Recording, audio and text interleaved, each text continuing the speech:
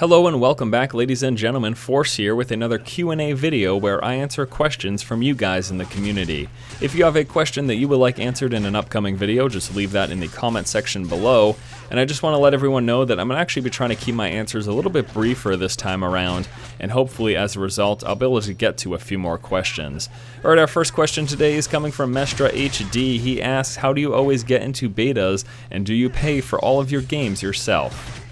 Well, when it comes to betas, there's actually a few ways I go about trying to get into them. The first one is pretty simple, and it's something that anyone can do, and that's just register. You know, whenever a beta registration for an upcoming game opens up, I automatically register. It's like the first thing I try to make sure I do, and normally do this on multiple different email addresses as well. So most times for beta registrations, they'll have you enter your email and a little bit of information as well. And I normally try to do it on my personal email as well as a couple of my business emails, normally about 2 to 3 email addresses, as such obviously increasing my chances of getting in.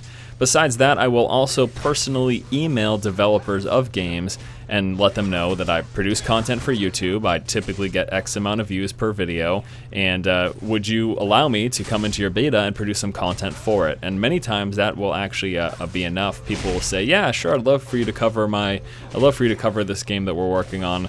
I mean, as long as there isn't an NDA for that game, again, a lot of times that will actually go through and work. Besides that, though, I have actually in the past quite a few times gotten contacted directly from game developers, and they'd say things like, hey, I like your content on YouTube, we're working on this game, would you like to get into the beta and try it out? And then of course I say, absolutely, I'd love to check out this game, and that's another way that I will typically get into betas. So it's just a matter of persistence and trying to take all possible avenues, and that's basically what I do myself to get in. And when it comes to games, yeah, I do buy them all, typically on Steam. That's basically my go-to when it comes to purchasing games. I've got an absurdly large catalog of games on Steam right now, most of which I've only completed about half of, unfortunately, just due to the sheer number of them. But yeah, I buy all my games myself, and you know, some people will say that's a lot, but keep in mind that at the same time, any views that I get typically recoup the cost and then some, so I typically end up gaining money whenever I purchase a game and make content on it, so it's really not that bad of a situation. Next question here coming from Reaper1V. How exactly does someone such as yourself make money posting free videos on a free website? Well, Reaper, this is probably going to be the case for pretty much any free website that you visit. There are certainly some exceptions, but most websites monetize through ad revenue. So advertisements before a video, on a video, or to the side of a video on YouTube all work towards monetizing that content and reimbursing the content producer. So in this situation, that would be myself. And the way it works, particularly for someone like me and anyone who produces gaming content, is that as far as I'm aware, everyone who produces game content on YouTube is part of a network. Myself, I am part of the Machinima network. A lot of other partners are also part of the Game Station network. Some of the very popular ones would be like Husky, StarCraft, Total Biscuit, Jesse Cox. Those people are all a part of the Game Station network. I'm a part of Machinima. There's a ton of FPS coverage like Call of Duty games and stuff like that, who are also a part of Machinima as well. Being a part of these networks basically allows us to monetize video game related content. If you try to monetize through YouTube video game content, a lot of times you're going to run into copyright issues and infringement issues and things like that. But being a part of a network basically allows us to bypass that. As far as I understand, they just have workings with the industry and with the different developers and publishers that allows us to post content about video games, being that it has some sort of addition to it, like commentary or editing or something like that. And that's basically what allows us to make money off of video game related content on YouTube. So if someone like yourself or anyone listening to this would like to post video game videos and make money off of it, you're going to have to go through a large network like Machinima, like the Game Station. I believe Curse also has something going, and I think IGN does too. I could be wrong there, but I know that there's a few networks out there now, and more are springing up over time. Next question here from AZA Ryan Destin Nova is, what type of equipment and software do you use to record and edit your videos? And actually there's a follow-up question from Sinful Duck, who basically asks what recording equipment that I use for my audio. So let me just start there. For my recording, what I'm currently using is a Blue Yeti. So it's a Yeti microphone, a USB condenser mic from the company Blue. Prior to that, I actually used a Blue Snowball. Both mics very solid, both of them pretty inexpensive too. I think the Yeti is between 1 and 150, and the Snowball was under 100 from what I remember. But both pretty high quality mics, and that's what I use to record my audio, my voice stuff. Now when it comes to gameplay and commentary specifically, I use Fraps for that, and you can actually accomplish both. So I don't need to record audio separate. While recording with Fraps, I can play a game and then hit record. It will record the gameplay audio, as well as my microphone audio. Now with something like this video in particular, or with my Force update videos, I actually record the audio and gameplay separately, so I'm not playing this game that you're seeing in the background while recording the audio. And for that I use Audacity, which is a free audio recording program. Now for editing and all of that, so that's all my recording stuff. Fraps for gameplay and commentary at the same time. Audacity for audio separate. I talked about my microphones. When it comes to editing, I use Adobe Premiere. I'm using Adobe Premiere Elements 9 right now. I'm hopefully going to be getting Adobe Premiere Pro in the future. It's pretty expensive. I don't feel like being one of those people who pirates something like that either. So I'm probably just going to pay for it. But it's, you know, it's an expensive program. I can afford it though, and I think it's going to help my production value of my content, so I might upgrade to that. But Adobe Premiere Element 9, which I think cost $100, is it's been beautiful for me. Prior to that, when I first started, I was actually using Windows Movie Maker, which is free software to edit movies. So that's another alternative. Much smaller feature set with that. You can't do nearly as much. But for a good relatively low price, you could look at something like Sony Vegas or Adobe Premiere Elements. Both of those things would probably be something to consider doing if you want to produce videos yourself. Alright, the next question here is coming from Twisted Me Zelf. So hey Force, I watch a lot of YouTube content, and of course some content is better than others, but when I put your content next to the content of others, the gap in content quality seems to be very, very big.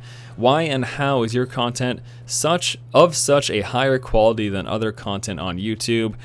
Well, that's a loaded question there. I don't think I'm going to reply by saying, yes, I've got the best content on YouTube, because I don't necessarily think that's true. I know that I put a lot of time and effort into my content, and when it comes to content that may be lacking in terms of quality, well, maybe they just lack that time and effort. And there's really two things you can do to be successful in YouTube. You can either produce really, really high quality content, or you can produce hilarious content, and that's basically what you're going to see in terms of YouTube success stories. It's either going to be people who are just incredibly funny, or people who put a lot of time and effort into the videos that they produce.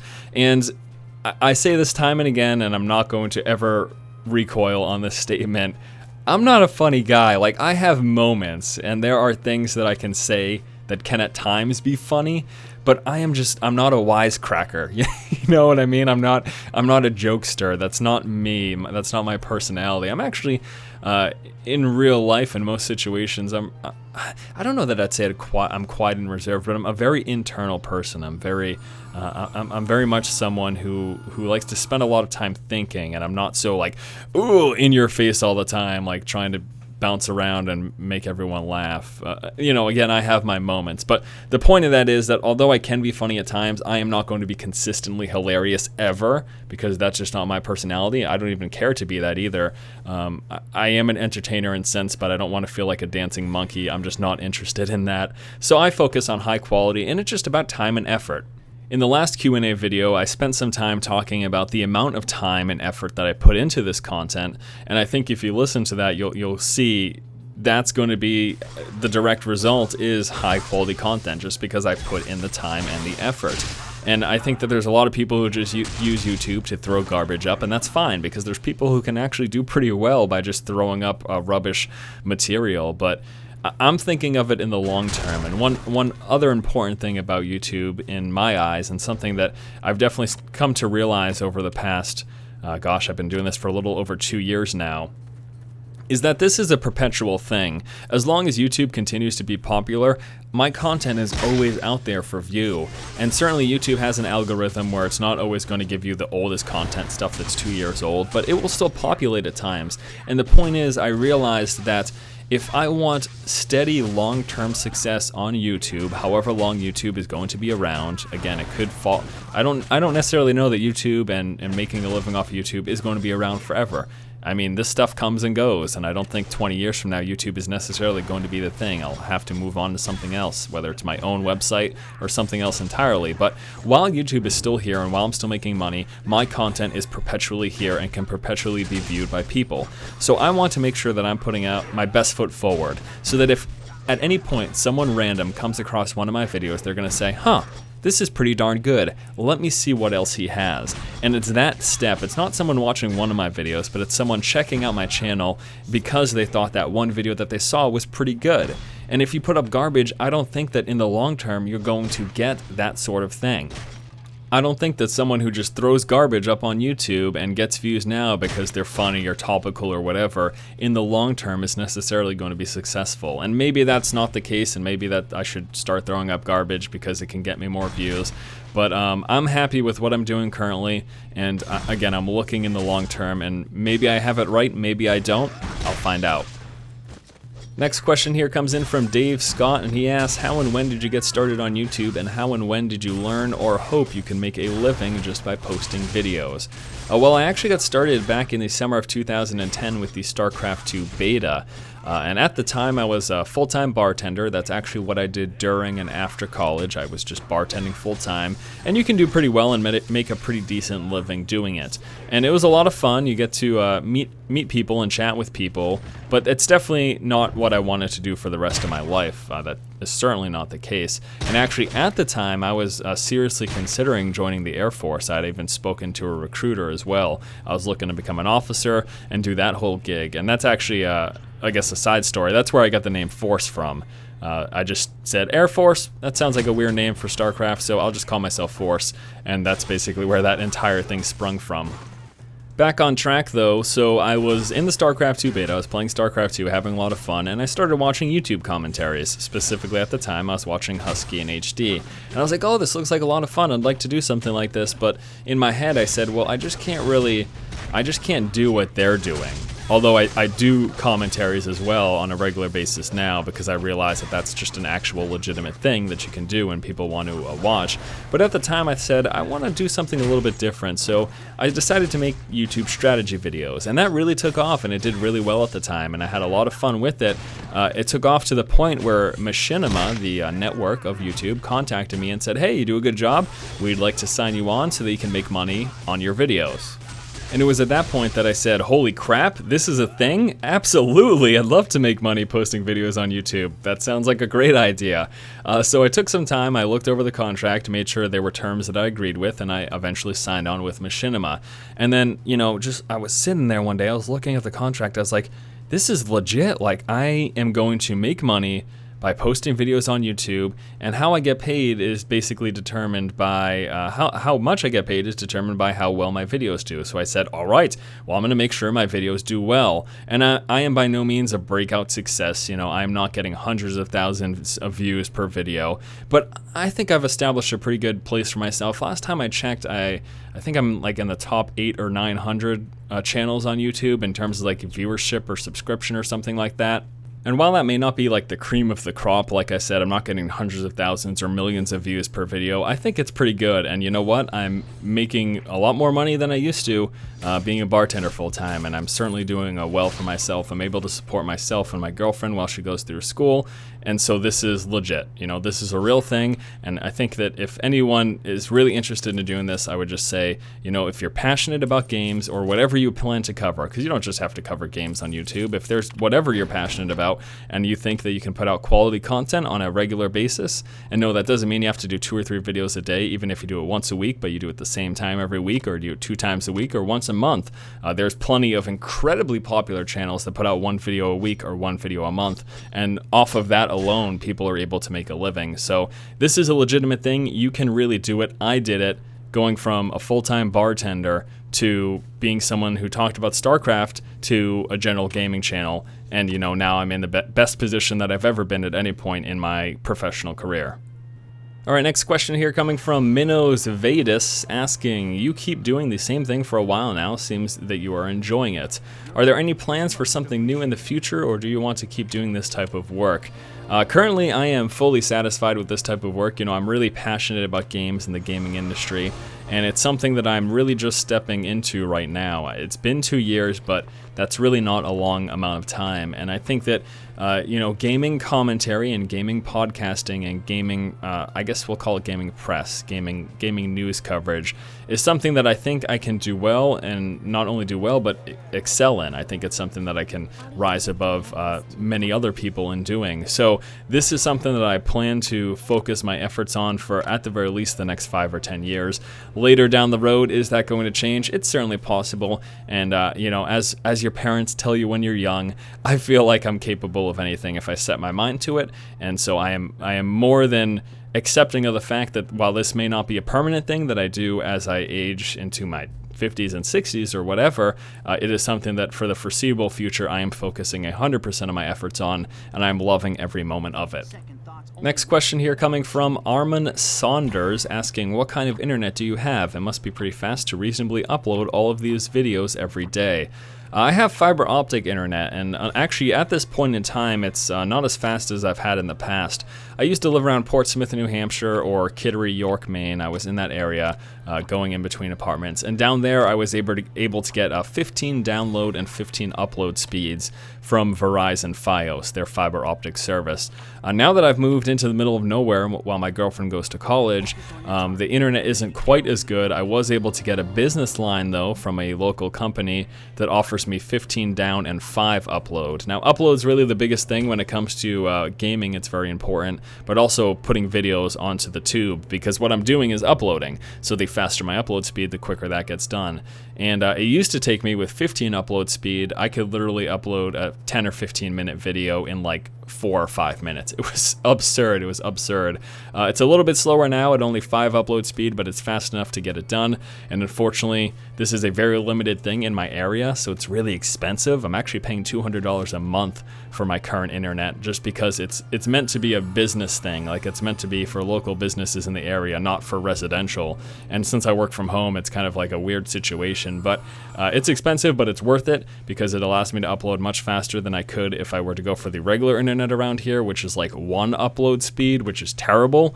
5 times worse than my 5, so there you go. Yeah, that's the current internet that I'm sitting at. Fiber optic right now for me is the way to go. Alright, and our final question for today is coming from Siona, or something along those lines. And he says, there's an awful plague in competitive gaming with bad language and bad behavior. StarCraft, League of Legends, FPS, that is really pissing me off. I stopped playing League of Legends because of it, and I tend to stay away from competitive multiplayer games because of it as well. Do you think developers should try to do something about it? And if so, what do you think could work? This is a very interesting question. Now, when it comes to competitive games, I've talked about this in the past.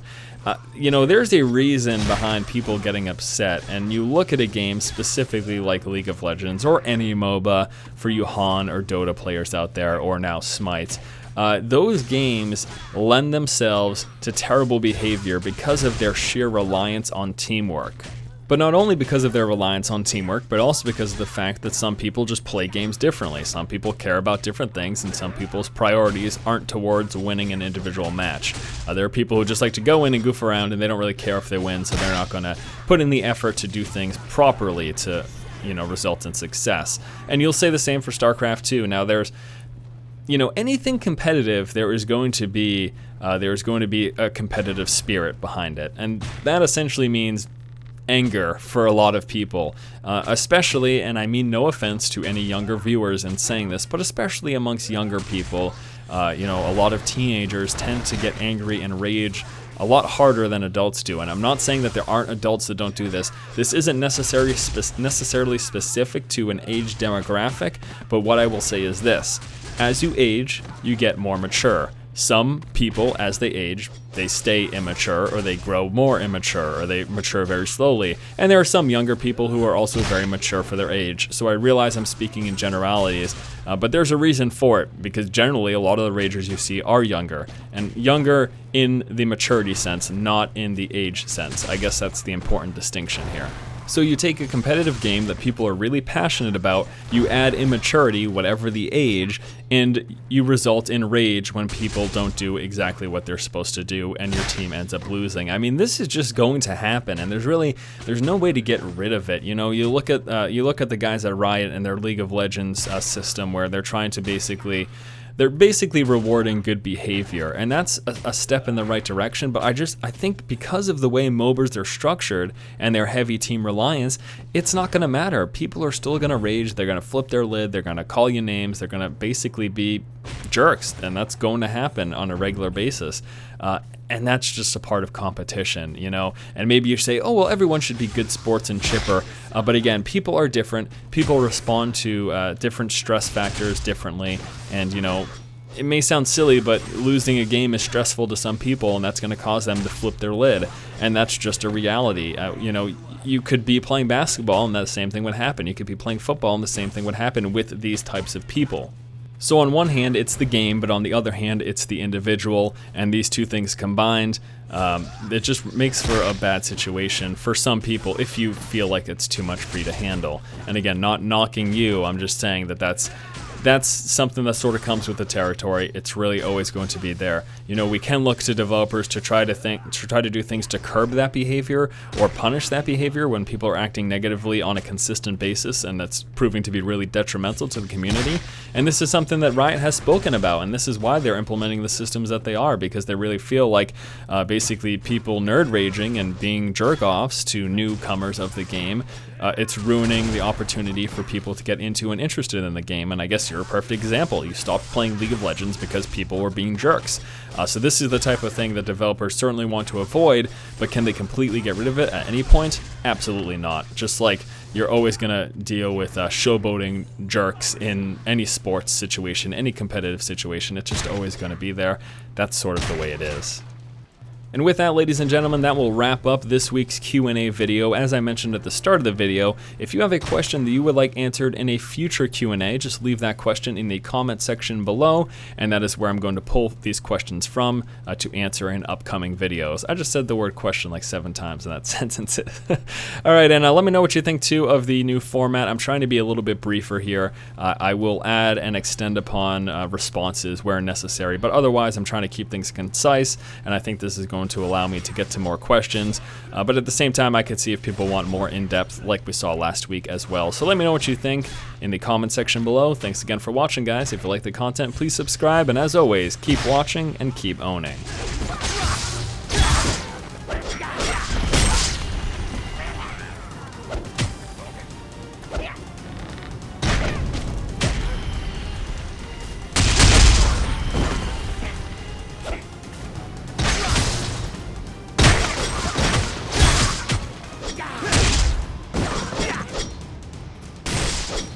Huh.